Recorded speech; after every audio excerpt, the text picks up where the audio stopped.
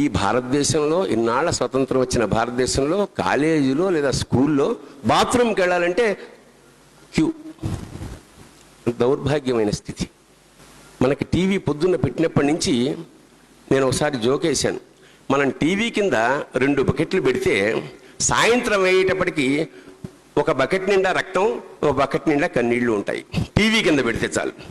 విషాద వార్త, negative energy, వాడు చచ్చిపోయాడు, ఇది రేపు అయిపోయింది, వాడిని చంపేశాడు. ఒక్క పాజిటివ్ పాయింట్. అవునా కదా?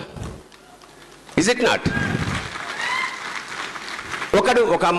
ఒక ముసల్దాన్ని రోడ్డు దాటించాడు, అది గొప్ప పాయింట్ కదా? అది జీవితంలో ఎప్పుడు టీవీలో చూడలేదని. ఒక మంచి చేశాడు. కాకపోతే మన అదృష్టవశాత్తు ఇందాక వీళ్ళ భక్తులందరూ చెప్తున్నట్టు ఒక సామాన్యుడు ఇవాళ, ఇందాక హనుమంతుడు గుడి అన్నారు కదా, హనుమంతుడు ఎవరో తెలుసా? కేసరీవాల్. కేసరి అంటే హనుమంతుడు.